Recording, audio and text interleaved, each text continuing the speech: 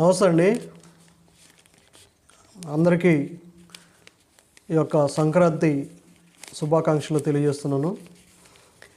సంక్రాంతి ఏ విధంగా ఈ సంవత్సరంలో మరి అన్ని కుటుంబాలు సంతోషాలు నింపుతుందో అదేవిధంగా ఈ సంవత్సరంలో మీరు కూడా ఒక జాబు సంపాదిస్తే మీ కుటుంబం, మీ యొక్క వీధి, మీ గ్రామంలో ఉన్నటువంటి వారు కూడా అందరూ కూడా సంతోషిస్తూ ఉంటారు.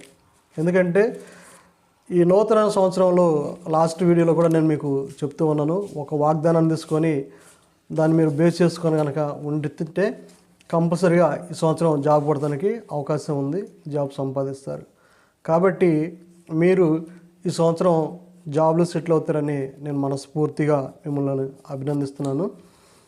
మరి ఈ యొక్క వీడియో చూసిన మీరు మీ ఫ్రెండ్స్కి, మీ యొక్క స్నేహితులకి అందరికీ ఈ వీడియోని షేర్ చేయండి. మరి ముఖ్యంగా ఈ యొక్క ఛానల్ని మీరు బలపరచండి. ఎప్పటికప్పుడు లేటెస్ట్ గవర్నమెంట్ వారి యొక్క అప్డేట్ వచ్చినటువంటి జాబ్స్ నేను తెలియజేస్తానని మీకు వీడియో ద్వారా చెప్పి ఉన్నాను, తెలియచేయబోతాం. ఎప్పటికప్పుడు లేటెస్ట్ డేట్తో వచ్చినటువంటి నోటిఫికేషన్స్ను మరి మీకు నేను తెలియజేయాలని భావించాను కాబట్టి ఆ వివరాలను కూడా తెలియజేస్తున్నాను. మరి ఇప్పుడు మనం చూడగలిగినట్లయితే మనం కంటెంట్లోనికి ప్రవేశిస్తే ఈరోజు ఆర్బీఐ ద్వారా 2026 సంవత్సరంకు రిజర్వ్ బ్యాంక్ ఆఫ్ ఇండియా వారి ద్వారా మరి 572 పోస్టులకు నోటిఫికేషన్ చేయడానికి మరి భర్తీ చేయడానికి నోటిఫికేషన్ ఇచ్చి ఉన్నారు. ఈ వీడియోని చూస్తున్నటువంటి మీరు మరి ఈ యొక్క పోస్టులకు మరి రిజర్వ్ బ్యాంక్ ఆఫ్ ఇండియాలో ఉన్నటువంటి ఈ 572 పోస్టులకు అప్లై చేస్తారని తెలియజేస్తున్నాను. దీని యొక్క వివరాలు మీకు ఒక్కొక్క దాని గురించి స్పష్టంగా, వివరంగా మీకు అర్థమయ్యే రీతిలో నేను తెలియజేయాలని భావించాను. ఆ విషయాలు ఇప్పుడు మనం ఒక్కొక్కటి స్పష్టంగా చూద్దాం.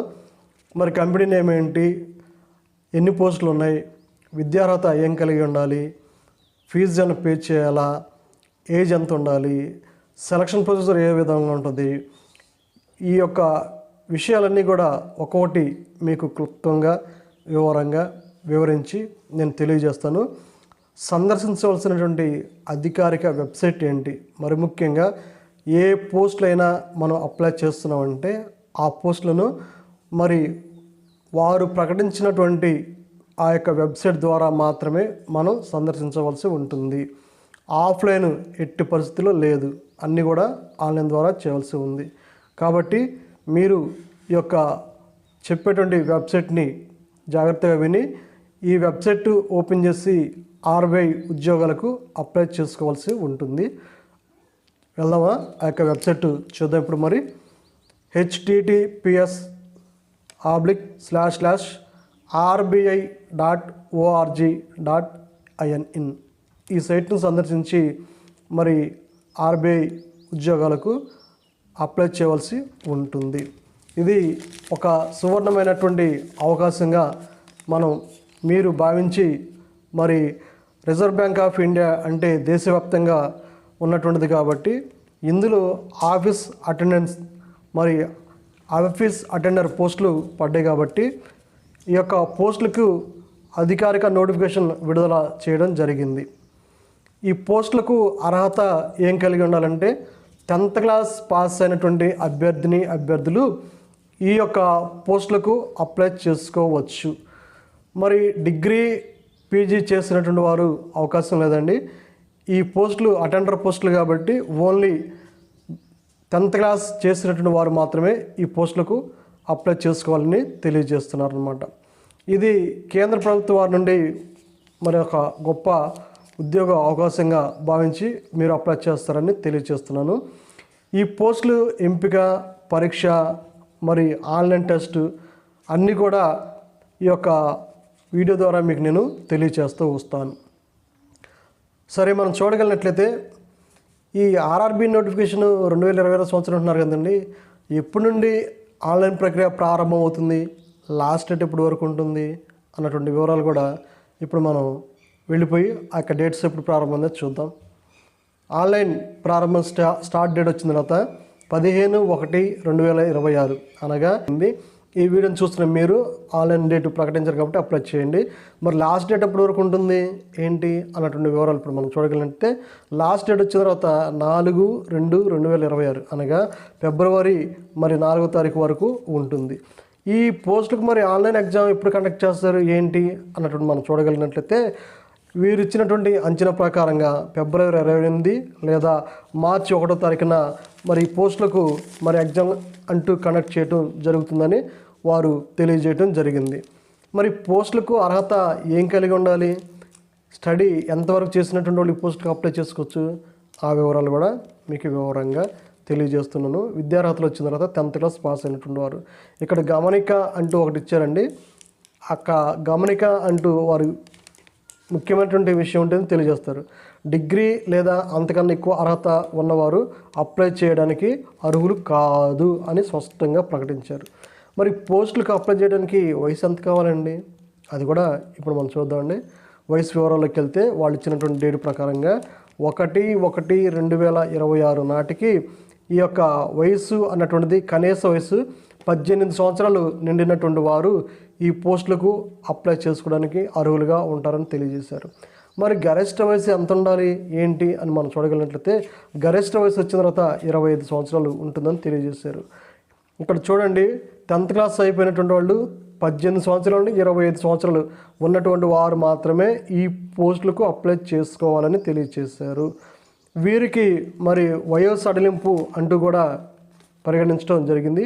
ఈ యొక్క వయో సడలింపు వచ్చిన తర్వాత ఎస్సీ ఎస్టీ వారికి 5 సంవత్సరాలు ఇచ్చారు, ఓబీసీ వారికి 3 సంవత్సరాలు ఇచ్చారు, పీడబ్ల్యూబీడీ వారికి మరి 10 నుండి 15 సంవత్సరాలు ఆయా కేటగిరీల వారీగా వారికి ఇవ్వటం జరిగింది. మరి పోస్టులకు ఎంపిక ఏ విధంగా ఉంటుంది, ఎగ్జామ్స్ ద్వారా కండక్ట్ చేస్తారు కదా, ఆన్లైన్ టెస్ట్ ద్వారా. మరి సిలబస్ ఏమేమి ఉంటాయి, దేని నుండి ఎన్ని మార్కులు వస్తాయి, ఆ యొక్క వివరాలు కూడా ఇప్పుడు మనం వెళ్ళిపోదాం. ఆ యొక్క సబ్జెక్టు ఏముంటుంది ఎందుకు కూడా వివరంగా మీకు నేను తెలియజేస్తాను.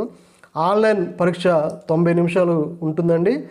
ఇందులో రీజనింగ్ నుండి 30 మార్క్స్ వస్తాయి, జనరల్ ఇంగ్లీష్ నుండి 30 మార్కులు వస్తాయి, జనరల్ అవేర్నెస్ నుండి 30 మార్కులు వస్తాయి, న్యూమరికల్ అబిలిటీ నుండి 30 మార్క్స్ వస్తాయి. టోటల్గా మనం చూడగలిగినట్లయితే 120 క్వశ్చన్లు ఉంటాయి, 120 మార్క్స్ ఉంటాయి. డ్యూరేషన్ వచ్చిన తర్వాత ఎగ్జామ్ టైం 90 నిమిషాలు ఉంటుంది. ఇక్కడ మీరు గమనించాల్సింది ఒకటి ఉందో తెలుసా, ఏంటంటే ప్రతి దానికి కూడా నెగిటివ్ మార్క్స్ అంటూ కూడా ఉంది. నెగిటివ్ మార్కింగ్లు వర్తిస్తాయి అన్నమాట. మీరు రాంగ్ ఆన్సర్ పెడితే మీరు పెట్టినటువంటి రాంగ్ ఆన్సర్కి మీకు వచ్చినటువంటి మార్కుల నుండి 0.25% మరి హాఫ్ మార్కు కట్టుగా ఇక్కడ పరిగణించడం జరిగింది. నెగిటివ్ మార్కులు వర్తిస్తాయని తెలియజేశారు. ఆ యొక్క నెగిటివ్ మార్కు హాఫ్ మార్కు మరి రాంగ్ ఆన్సర్ పెట్టిన దానికి కట్ చేయడం జరుగుతూ ఉంటుంది. ఇక్కడ మీకు తెలిసినటువంటి వాటి మాత్రమే జాగ్రత్తగా మీరు ఫిల్ చేయవలసి ఉంటుంది. మరి లాంగ్వేజ్ ప్రొఫిషియన్సీ టెస్ట్ ఎల్పిటి ఉంటుంది కదండి. మరి రాష్ట్రం ప్రాంతీయ భాషలో చదవటం, రాయటం, మాట్లాడటం మరి వీటిని పర్యవేక్షిస్తారనమాట. పూర్తిగా ఆ భాష మీద పట్టు కలిగినటువంటి వారుగా ఉండాలని తెలియజేస్తున్నారు. ఇది క్వాలిఫైయింగ్ మరి మాత్రమే అని తెలియజేస్తున్నారు. ఈ మరి పోస్టులకి శాలరీ ఎంత ఉంటుందండి, బేసిక్ పే ఎంత నుండి ప్రారంభమవుతుంది అని మనం చూడగలిగినట్లయితే, ఈ పోస్టులకు ప్రారంభ వేతనం 24,250 రూపాయల నుండి 46,029 రూపాయలు వరకు ఉంటుంది అని తెలియజేస్తారు. మరి దీంతో పాటుగా ఇతర అలవెన్స్లు కూడా ఉన్నాయండి. ఆ యొక్క అలవెన్స్లు ఒకసారి మనం చూద్దామా. ఈ యొక్క ఆర్బీఐ రిక్రూట్మెంట్ ద్వారా భర్తీ చేయబోతున్నటువంటి అటెండర్ పోస్టులకి అలవెన్స్లు ఉన్నాయి. శాలరీతో పాటు ఆ యొక్క అలవెన్స్లోనికి మనం వెళ్ళిపోదాం. హెచ్ఆర్ఏ తర్వాత మెడికల్ సదుపాయం అంటూ ఉంటుంది, మరి పెన్షన్ కూడా ఉంటుంది, గ్రాట్యుటీ, ఎల్టీసీ మొదలైనటువంటి కూడా ఈ యొక్క మరి పోస్టులకు అప్లై చేసుకున్నటువంటి వారికి అర్హులుగా ప్రకటించడం జరుగుతూ ఉంటుందన్నమాట. అదేవిధంగా మనం చూడగలిగినట్లయితే మరి దరఖాస్తుని ఏ విధంగా అప్లోడ్ చేయాలి ఏంటి అన్నటువంటిది వివరాలు కూడా, హౌ టు అప్లై, ఏ విధంగా దాన్ని దరఖాస్తు చేస్తారన్నటువంటి దాన్ని కూడా నేను మీకు స్టెప్ బై స్టెప్ వివరంగా మీకు తెలియచేస్తాను. జాగ్రత్తగా మీరు ఫాలో అవ్వండి. దీన్ని మీరు ఫాలో అయితే 100% సక్సెస్ అయినటువంటి వాళ్ళుగా ఉంటారని తెలియజేస్తూ ఉన్నాను. మనం చూడగలిగినట్టయితే ఫస్ట్గా అధికారిక వెబ్సైట్ https://rbi.org.in దీన్ని సందర్శించాలి. Second, recruitment of the post of office attender పోస్టులకి అప్లై చేసుకోవాలి. మీరు అప్లై చేసేటువంటి పోస్టులు ఏదైనా ఒక్క పోస్ట్ మాత్రమే అప్లై చేసుకోవాల్సి ఉంటుంది, వేరే విధమైనటువంటి దానికి అప్లై చేసుకోవడం లేదు. మరి ఆన్లైన్ అప్లికేషన్ ఫారం ఉంటుంది, మీరు ఆన్లైన్లో పూర్తిగా ఫిల్ చేసి మరి వాటిని భర్తీ చేయాల్సి ఉంటుంది. మీ ఎస్ఎస్సి మార్క్స్ లిస్ట్ ప్రకారంగా ఏ విధంగా అయితే ఉంటాయో అదే విధంగా మీరు ఫిల్ చేయాల్సి ఉంటుంది, ఎలాంటి తప్పులు చేయవద్దు. ఫీజు చెల్లింపులు ఆన్లైన్ ద్వారా కూడా చేయాల్సి ఉంటుంది. మరి అప్లికేషన్ ఇదంతా అయిపోయిన తర్వాత అప్లికేషన్ మీరు మరి సేవ్ చేసుకొని ఒక ప్రింట్అవుట్ తీసుకోండి. మరి ముఖ్యంగా మరి తెలియజేది ఏంటంటే ఈ పోస్టులకు దరఖాస్తు ఫీజు అంటూ ఉంటుందండి. దరఖాస్తు ఫీజు పే చేయవలసి ఉంటుంది. ఈ దరఖాస్తు ఫీజు ఎంత ఉంటుంది, ఈ ఫీజు ఎప్పుడు పే చేయాలి, ఆ యొక్క వివరాలను ఇప్పుడు మనం వెళదాం. SC, ST, PW, ex service men వారికి 50 రూపాయలు ప్లస్ GST ఈ యొక్క ఎగ్జామినేషన్ ఫీజు, అది దరఖాస్తు ఫీజు అంటూ ఉంటుంది. మరి దరఖాస్తు ఫీజు జనరల్, ఓబీసీ, ఈడబ్ల్యూఎస్ వారికి 450 రూపాయలు ప్లస్ GST పే చేయవలసి ఉంటుంది. ఈ దరఖాస్తు ఫీజు పే చేసి ఆన్లైన్లో అప్లై చేయవలసి ఉంటుంది. ఈ యొక్క సమాచారంను మీరు మీ ఫ్రెండ్స్కు, మీ స్నేహితులకు తెలియచేయండి.